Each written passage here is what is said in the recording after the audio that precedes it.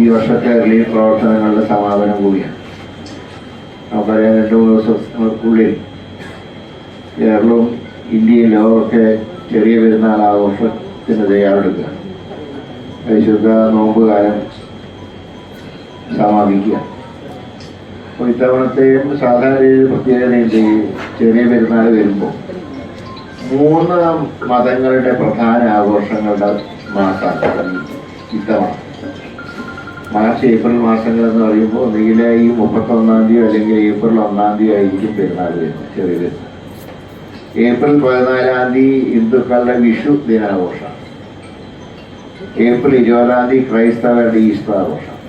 അപ്പോൾ 3 മതങ്ങളുടെ പ്രധാന ആഘോഷങ്ങൾ ഒരുമിച്ച് വരുന്ന ഒരു സന്ദർഭമാണ്. സാധാരണ ചുരുക്കത്തിൽ അങ്ങനെ വരാറുള്ളൂ. കാരണം നോമ്പ് മുമ്പോട്ട് പോകുമ്പോൾ ഇത്തവണ 3 കൂടെ ഒരുമിച്ച് വരുന്നൊരു സാഹചര്യം ഉണ്ടായി. അത് തന്നെ മതസൗഹാർദ്ദത്തിന് ഏറ്റവും വലിയ ഉദാഹരണം. മാത്രമല്ല ഇത്തവണത്തെ മറ്റൊരു പ്രത്യേകത കൂടി ഉണ്ടായിരുന്നു. നോമ്പ് കാലത്താണ് കഴിഞ്ഞ മാർച്ച് 13-ാം തീയതി ആറ്റുകാൽ പൊങ്കാല. ആ പൊങ്കാലയ്ക്ക് മണക്കാട് പള്ളിയിലും പാളയം പള്ളിയും ഒക്കെ പൊങ്കാല ഇടുന്നവർക്ക് വേണ്ടി തുറന്നു കൊടുത്ത ഒരു അനുഭവം നമുക്കുണ്ടായി. അപ്പോൾ ഇന്ത്യയുടെ പല ഭാഗങ്ങളിലും വർഗീയമായി സംഘർഷങ്ങളും മറ്റും നടക്കുമ്പോഴാണ് അതിൽ നിന്നെല്ലാം വ്യത്യസ്തമായി കേരളത്തിൽ എല്ലാവരും ഒരുമിച്ച് പരസ്പര സ്നേഹത്തോടും ബഹുമാനത്തോടും കൂടെ ജീവിക്കും. അപ്പോൾ നേരത്തെ ശ്രീ ഫൈസൽ ഖാൻ സൂചിപ്പിച്ച പോലെ എല്ലാ മതങ്ങളുടെയും അർത്ഥം മനസ്സിലാക്കിയാൽ ഒരിക്കലും സംഘർഷത്തിന് പ്രസക്തിയില്ല. അപ്പോൾ നല്ല ഉത്തമനായിട്ടൊരു ദൈവവിശ്വാസി ഒരു മതേതരവാദി കൂടിയായിരിക്കും. കാരണം മതഗ്രന്ഥങ്ങൾ എവിടെയെങ്കിലും സംഘർഷം പറഞ്ഞു ചോര വീഴാൻ പാടില്ല എന്നാണ് എല്ലാ മതഗ്രന്ഥങ്ങളും പറഞ്ഞത്. പക്ഷെ ചില ആളുകളൊക്കെ ചോര വീഴ്ത്തി ഇറങ്ങുമെന്നുള്ള വാശിയിലാണ് ഇപ്പൊ നമ്മുടെ സമൂഹത്തിൽ. അപ്പം രാമായണത്തില് ഏറ്റവും വലിയൊരു പ്രധാന ഭാഗം വരൂരി എന്ന പണ്ഡിതൻ, വിക്രമാദിത്യന്റെ സദസ്സിലെ ഒരു പ്രധാന പണ്ഡിതനെ അദ്ദേഹത്തിനോട് ഒരിക്കൽ വിക്രമാദിത്യ രാജാവ് ചോദിച്ചു, രാമായണത്തിലെ ഏറ്റവും പ്രധാനപ്പെട്ട ഭാഗം ഏതാണെന്ന് ചോദിച്ചു. അപ്പൊ വരൂരിക്ക് ഉത്തരം പറയാൻ കഴിഞ്ഞു. അദ്ദേഹം വിഷണ്ണനായി ഒരാളിന്റെ ചുവട്ടിലിരിക്കുമ്പോൾ 2 പക്ഷികളുടെ സംസാരം. അദ്ദേഹത്തിന് പക്ഷികളുടെ ഭാഷയൊക്കെ മനസ്സിലായി. അതൊരു വലിയ മഹാപണ്ഡിതനായി. ഒരു പക്ഷി മറ്റേ ഇണപക്ഷിയോട് പറയുക, താഴെ ഒരു പണ്ഡിതനാണെന്നാണ് പറയുന്നത്, പക്ഷേ ഇയാൾക്ക് രാമായണത്തിലെ പ്രധാന ഭാഗം അറിഞ്ഞുകൂടാ. അപ്പൊ ഇണപ്പക്ഷി ചോദിച്ചു, എന്താ പ്രധാന ഭാഗം? അതായത് രാമലക്ഷ്മണന്മാരും സീതയും വനത്തിലേക്ക് പോകുമ്പോൾ ലക്ഷ്മണനോട് അദ്ദേഹത്തിന്റെ അമ്മ സുമിത്ര പറയുന്ന ഒരു വാചകമാണ്. അതായത് ശ്രീരാമൻ എവിടെയുണ്ടോ അവിടമാണ് അയോധ്യ. ശ്രീരാമന് വനത്തിലാണെങ്കിൽ വനം അയോധ്യ. ശ്രീരാമനെ നിന്റെ അച്ഛൻ ദശരഥനായിട്ട് കണക്കാക്കുക. കാരണം കളത്തിലേക്കാണല്ലോ കൊണ്ട് അച്ഛനമ്മയൊന്നും ഒപ്പമില്ലല്ലോ. ശ്രീരാമനെ നിന്റെ അച്ഛനായി കണക്കാക്കുക, സീതയെ ഞാനായി കണക്കാക്കുക. അതിന്റെ അർത്ഥം ശ്രീരാമ സാന്നിധ്യം ഉണ്ട് എന്ന ഒരു ഹിന്ദുമത വിശ്വാസി വിശ്വസിക്കുന്നത് രാമ സാന്നിധ്യം എല്ലായിടത്തും ഉണ്ടെന്ന് ലോകത്തല്ല. അല്ല ഇന്ന പോയിന്റിലാണ് രാമൻ എന്ന് പറയുന്നതിന് അർത്ഥമുണ്ട്.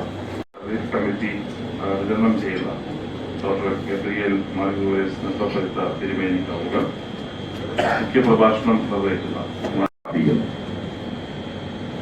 അതുപോലെ തന്നെ നിങ്ങൾക്ക് ഈ കിറ്റ് വളരെയേറെ കൈവജ്ജലമായ പ്രവർത്തനം നടത്തിയാണ് ഈ ജില്ലയിൽ ഇതിന്റെ പ്രവർത്തനം നടത്തിയത്.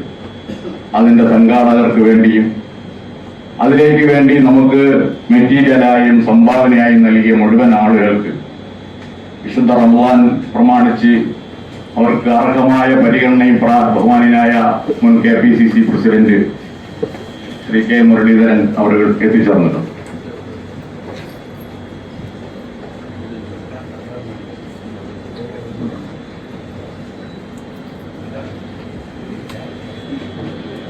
ഞാൻ ദീർഘിപ്പിക്കുന്നില്ല.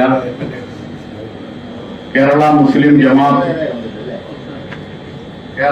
ജമാഅത്ത് കൗൺസിൽ ഈ വിശുദ്ധ റമദാൻ നടത്തുന്ന ഈ പുണ്യകർമ്മത്തിന് ഈ ജീവകാരുണ്യപരമായ പ്രവർത്തനങ്ങളിൽ സഹകരിക്കുകയും സഹായിക്കുകയും ഒക്കെ ചെയ്തവർക്ക് പടച്ച തമ്പുരാന്റെ എല്ലാവിധ അനുഗ്രഹങ്ങളും നൽകുവാൻ വേണ്ടി നിങ്ങളുടെ പ്രത്യേക പ്രാർത്ഥന ഉണ്ടാകണം എന്ന് അഭ്യർത്ഥിച്ചുകൊണ്ട് ഞാൻ എൻ്റെ കർത്തവ്യത്തിലേക്ക് കിടക്കുകയാണ്.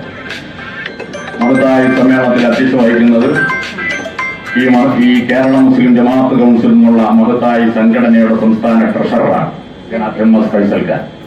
മാത്രമല്ല ഇക്കൊല്ലത്തെ ദുഃഖത്തോടെയാണ് ഒരു വശത്ത്. കാരണം ഗസയിൽ സംഭവിച്ചുകൊണ്ടിരിക്കുന്നത് എന്താണെന്ന് ഞാൻ പ്രത്യേകിച്ച് പറയേണ്ടതില്ല. ആയിരക്കണക്കിന് ജനങ്ങളാണ് കഷ്ടപ്പെടുന്നത്, കുഞ്ഞുങ്ങളാണ് ചത്ത കൊഴിഞ്ഞു വീഴുന്നത്, സ്ത്രീകളാണ് മരണപ്പെടുന്നത്.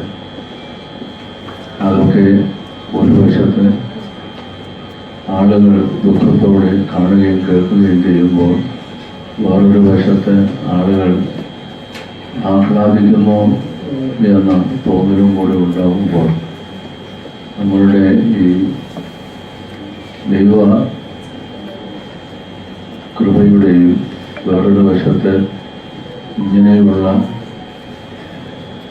മാനവീയതയില്ലായ്മയുടെയും ഒക്കെ പ്രശ്നങ്ങൾ ഉണ്ടല്ലോ എന്നോർത്ത് വളരെയധികം ദുഃഖിക്കുകയാണ്.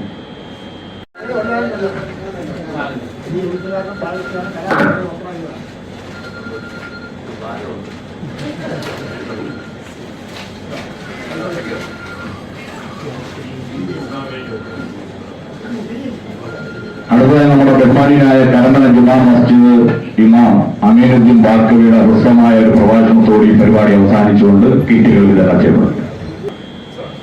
ലോകമറിയുന്ന ഒരു പണ്ഡിതനുണ്ട്, ഇബ്നു ഖൽദൂൻ എന്നാണ് അദ്ദേഹത്തിന്റെ പേര്. വ്യത്യസ്ത സാമൂഹിക ശാസ്ത്ര വിഷയങ്ങളിൽ അവഗാഹം പുലർത്തിയിടുന്ന ഇബ്നു ഖൽദൂൻ ഒരുപക്ഷെ ചരിത്ര കുതുകികളായ വിദ്യാർത്ഥികൾക്ക് ഒരു വലിയ എൻസൈക്ലോപീഡിയയാണ് ഇബ്നു ഖൽദൂൻ എന്ന് പറയുന്ന വ്യക്തി. അദ്ദേഹം തരിശു ഭൂമിയിൽ ജീവിക്കുന്ന കലമാനിനെയും നാട്ടുപുറങ്ങളിൽ ജീവിക്കുന്ന മാനിനെയും തമ്മിൽ താരതമ്യം ചെയ്യുന്ന മനോഹരമായ ഒരു പരാമർശം നമുക്ക് കാണാൻ കഴിയും. അദ്ദേഹം പറയുന്നത്, തരിശു ഭൂമിയിൽ ജീവിക്കുന്ന കലമാനും ജിറാഫും ഒക്കെ കാണാൻ നല്ല ഭംഗിയാണ്, എന്നാൽ താരതമ്യേന അതേ വർഗത്തിനോട് അടുത്ത് നിൽക്കുന്ന നമ്മുടെ നാട്ടിൽ വളർത്തുന്ന ആടുകൾക്ക് ആ ഭംഗി വരാത്തതിന്റെ കാരണം തരിശു ഭൂമിയിൽ അവർക്ക് ലഭിക്കുന്ന ഭക്ഷണവും സമൃദ്ധമായി ഒരുപക്ഷെ നമ്മൾ വളർത്തുന്ന ആടുകൾക്ക് കൊടുക്കുന്ന ഭക്ഷണവും തമ്മിലുള്ള വ്യത്യാസത്തെയാണ് അദ്ദേഹം അതിൽ ഉപമിക്കുന്നത്. അഥവാ പോഷക ആഹാരങ്ങൾ കൂടുകയും മാംസാദി ആഹാരങ്ങൾ പോലെയുള്ളത് വർദ്ധിക്കുകയും പോഷണങ്ങൾ വർദ്ധിക്കുകയും ചെയ്യുമ്പോൾ മനുഷ്യന്റെ സൗന്ദര്യത്തിനെയും ചിന്തകളെയും അത് ബാധിക്കും എന്ന ഒരു സന്ദേശമാണ് അദ്ദേഹം ഉയർത്തുന്നത്. അങ്ങനെയാണ് എങ്കിൽ മുസ്ലിം സമുദായത്തോട്, ഇസ്ലാം വിശ്വാസികളോട് ഖുർആൻ അനുശാസിക്കുന്ന ദൈവകൽപ്പനയായ വ്രതം അത് യഥാർത്ഥത്തിൽ ഒരു മനുഷ്യനെ സംസ്കരിക്കുന്നതിനോടൊപ്പം അവന്റെ സൗന്ദര്യത്തെ കൂടി വർദ്ധിപ്പിക്കുന്നതാണ് എന്ന് പറയാൻ നമുക്ക് കഴിയും. അഹിതകരവും അമിതാഹാരവുമാണ് അഹിതകരമായതും അമിതാഹാരവുമായ ശൈലിയാണ് നമ്മുടെ ജീവിതത്തിന്റെ ഏറ്റവും വലിയ ഇന്നത്തെ ആധുനിക പ്രശ്നമെന്ന് നമുക്ക് വർദ്ധിച്ചു വരുന്ന ഹോസ്പിറ്റലുകളുടെയും ഡോക്ടേഴ്സിന്റെയും ആവശ്യകതകൾ ബോധ്യപ്പെടുത്തുന്നുണ്ട്. പ്രിയമുള്ള സഹോദരങ്ങളോട് ഞാൻ കൂടുതൽ നീട്ടിപ്പരത്തി പറയേണ്ട ഒരു സദസ്സിലല്ലാത്തത് കൊണ്ട് നമുക്കറിയും, വ്യത്യസ്തമായ മതങ്ങളിൽ ദർശനങ്ങളിലൊക്കെ ഉപവാസവും വ്രതവുമായി ബന്ധപ്പെട്ട കുറെ കാഴ്ചപ്പാടുകളുണ്ട്. ഇവിടെ തിരുമേനി സംസാരിച്ചു പോയപ്പോൾ പറഞ്ഞു 50 നോമ്പിലേക്ക് പ്രവേശിച്ചിരിക്കുകയാണെന്ന്. ഈസ്റ്ററുമായി ബന്ധപ്പെട്ട് 50 ദിവസം നീണ്ടു നിൽക്കുന്ന നോമ്പ് ക്രൈസ്തവർക്കുണ്ട്. അതുപോലെ തന്നെ 25 നോമ്പ് അവർക്കുണ്ട്. അതുപോലെ തൗറാത്തിന്റെയും പുതിയ നിയമത്തിന്റെയും പഴയ നിയമത്തിന്റെയും ഒക്കെ അടിസ്ഥാനത്തിൽ ക്രൈസ്തവ വിശ്വാസികൾക്ക് നൽകപ്പെട്ട നോമ്പുകളും അതിൽ അവർ പുലർത്തുന്ന മത്സ്യാദി കാര്യങ്ങളിൽ നിന്നുള്ള വർജനവും വെള്ളിയാഴ്ച ദിവസത്തെ ഒരു നേരത്തെ ആഹാരം കഴിച്ചുകൊണ്ടുള്ള വ്രതവും ഒക്കെ ഉപവാസവും ഒക്കെ നമുക്ക് കാണാൻ കഴിയും. ഹിന്ദുക്കളെ സംബന്ധിച്ചിടത്തോളം സോമവാര വ്രതമുണ്ട്, തിരുവാതിരമായി ബന്ധപ്പെട്ട വ്രതമുണ്ട്, നവരാത്രിയുമായി ബന്ധപ്പെട്ട ഉപവാസമുണ്ട്. ഇങ്ങനെ വ്യത്യസ്തമായ ഉപവാസങ്ങളുണ്ട്. അപ്പൊ ഇങ്ങനെ വ്യത്യസ്തമായ മതങ്ങളിലും ദർശനങ്ങളിലുമുള്ള ഉപവാസങ്ങളും വ്രതങ്ങളെ പറ്റിയും പഠിക്കുമ്പോൾ ഇസ്ലാം മുന്നോട്ട് വെക്കുന്ന വ്രതത്തിന്റെയും ഉപവാസത്തിന്റെയും പ്രത്യേകത എന്തെന്ന് ചോദിച്ചു കഴിഞ്ഞാൽ, ആത്മീയമായും ശാരീരികമായും ഒരു മനുഷ്യനെ പൂർണ്ണമായി മാറ്റിയെടുക്കാൻ കഴിയുന്ന ഒരു പരിശീലന കളരിയാണ് ഇസ്ലാം മുന്നോട്ട് വെക്കുന്ന നോമ്പ്.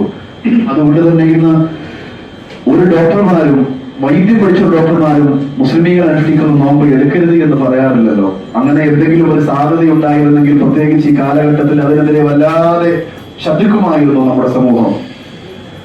മോന്റെ ഉള്ളിലുള്ള ക്യാൻസറോജനിക്കായിട്ടുള്ള ഏതെങ്കിലും ഒരു അണുവിനെ സർജറി ചെയ്തെടുത്ത് കളയണമെന്ന്, ഒരു മുഴയെ സർജറി ചെയ്തെടുത്ത് കളയണമെന്ന് ഒരു ഡോക്ടർ നിർദ്ദേശിച്ചാൽ എന്റെ മകന് വേദനിക്കുമെന്ന് പറഞ്ഞിട്ട് ഒരു പിതാവും അതിനെ തടയാറില്ല. ഇതുപോലെ ജനാബ് ഫൈസൽ ഖാനോട് പങ്കെടുത്തു പോയതാണ്. റോബോട്ടിക് സർജറികൾ വ്യാപകമാകുന്ന ഒരു കാലഘട്ടത്തിൽ അതിനൂതനമായ മെഷറീസിന്റെ സഹായത്തോടു കൂടി ഒരു ക്യാൻസറിന്റെ അണു ശരീരത്തിന്റെ ഏത് ഭാഗത്തുണ്ട് എന്ന് കണ്ടെത്താൻ ഈ റോബോട്ടിക് സർജറികളുടെ കൃത്യമായ വളരെ ആപ്റ്റായ രീതിയിൽ ചികിത്സാ സംവിധാനങ്ങൾ വ്യാപകമായിരിക്കുന്ന ഈ കാലഘട്ടത്തിൽ മനുഷ്യ ശരീരത്തിന്റെ ഉള്ളിലെ അണുക്കൾ പുറത്തെടുത്ത് കളയാനുള്ള സർജറികൾ, ആ വേദനകൾ നമ്മൾ താൽക്കാലികമായി സഹിച്ചുകൊണ്ട് നടത്തുന്നത് പോലെ നോമ്പ് എന്ന താൽക്കാലികമായ ഈ ഒരു വിശപ്പ് സഹിക്കലും ദാഹം സഹിക്കലും നമുക്ക് നൽകുന്ന കുറേ നേട്ടങ്ങളുണ്ട്. ഈ പരിപാടിയിൽ നന്ദി പ്രഭാഷണം ഈ റംസാൻ മാസം സംഘടിപ്പിച്ച